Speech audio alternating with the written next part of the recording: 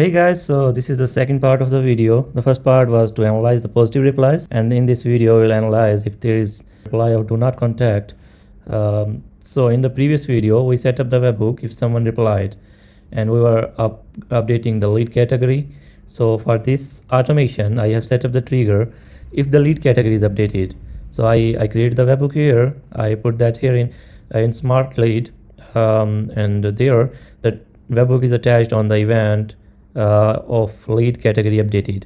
So if the lead category will be updated in SmartLead, this automation will get trigger, and we have a filter here like if the lead category is do not contact, only in that case it should proceed to the next step, and then we are creating or updating the person. So we will put the name and email address here. The matching attribute is email address, because if the person is already found in Attio, it will just be updated with the correct name.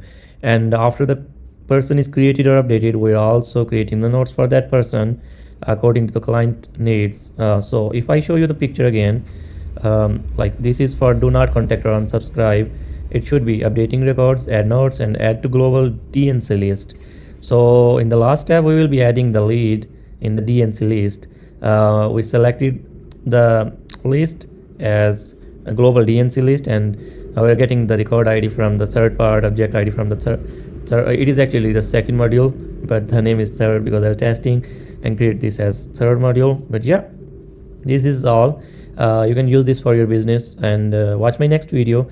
That will be for the next parts of the automation, like wrong contact and the other ones. Thank you.